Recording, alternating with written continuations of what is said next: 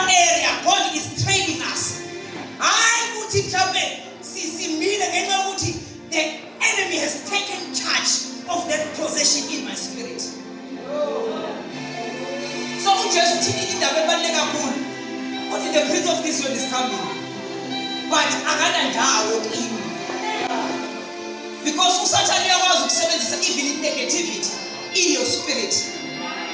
Satan was fear in your spirit.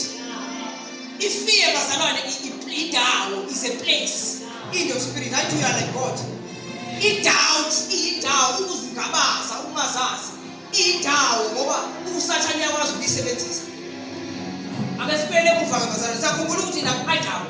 Adam was like God. The little Bible, and then the devil, so Satan may figure we are about to possessor. It out no mood again, let out to authority. Then is the successors of this story. Then the moment man read Bible, then within few seconds, then the enemy possessed the authority. The authority attacked Adam. Adam more pin apart. There is a place who satanize a owner who Adam. Indirect to the authority. But let's say it's salvation. It's all about restoration with authority. To be authoritative in the section no matter when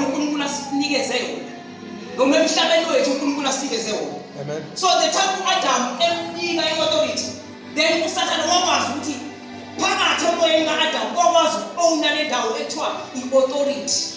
Because Adam has locations. So say it again. Satan may figure out it. I'm a filthy witness. No matter as a possessor, a calculated will. But I wish I figure regulatory hallelujah. Because we have to grow in certain areas of life. School, training, so sections. Opposite. Hallelujah. I think it's responding Paul but my grace is sufficient. The angel is there to make Paul realize the power of grace. So as easy to see food, there is an opposite element or object of the kingdom of darkness of so that we grow. So send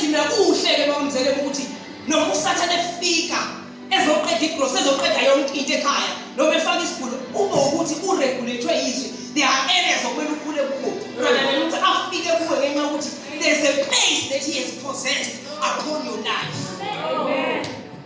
It is very important to have a balanced life, to be balanced in our locations in the spirit.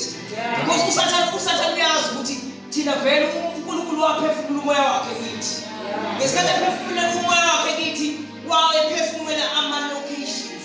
Sections in our spirit. Sections, the location of prayer, the dimension of economy.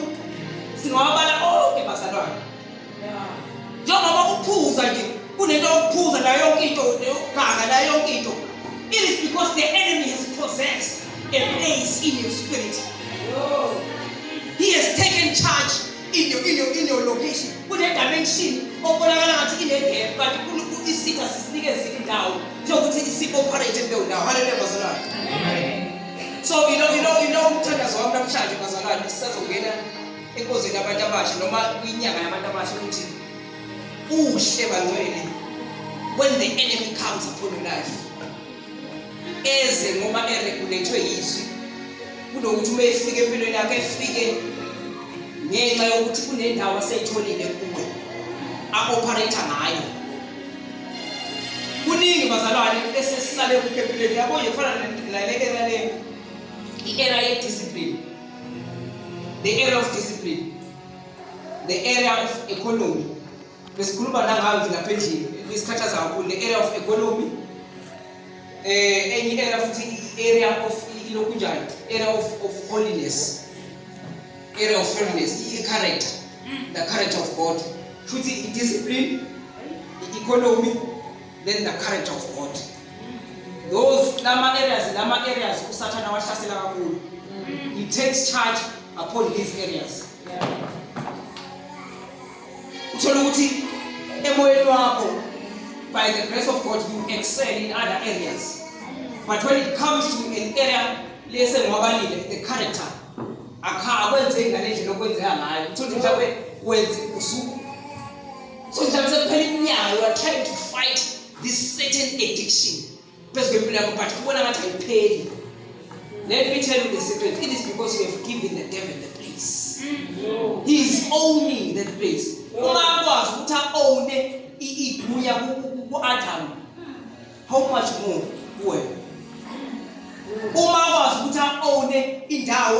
Authority.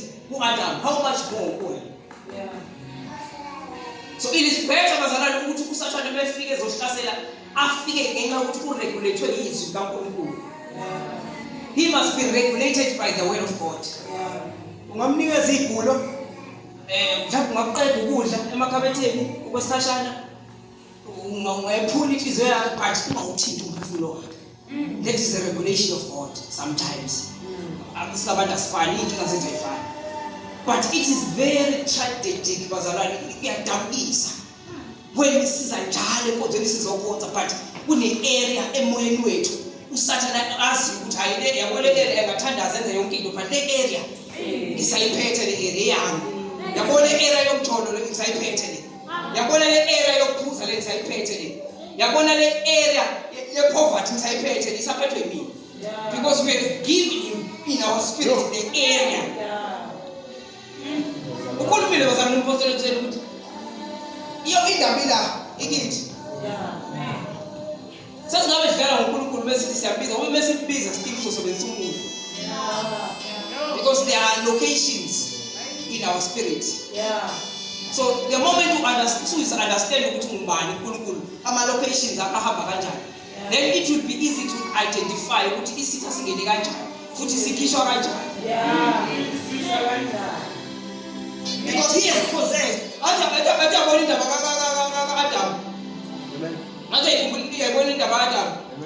Which what this kind is for deliverance. It took decades and decades of years. No my face a man salvation, but what this card? Because in the tati will apply what Genesis chapter 1 verse 27. Let us make man in our image. Let us make him have dominion upon every living thing. Amen. So usatana wathatha lo dominion, wathatha le ndawo dominion. So iyona uJesu iAfrika eminyakeni late in later years to deliver. So here there was this kind of card. It takes patience to be delivered from the location that Satan said that's what say possessing. When you see people be possessed in moya ebiba madimoni, it because ithina esibanikeze igunya laleyo ndawo ukuthi awoperate kuleyo ndawo. As a result we become stagnant. Noma surround ama cycles. Kuphela iminyaka sithambe endaweni eyodwa.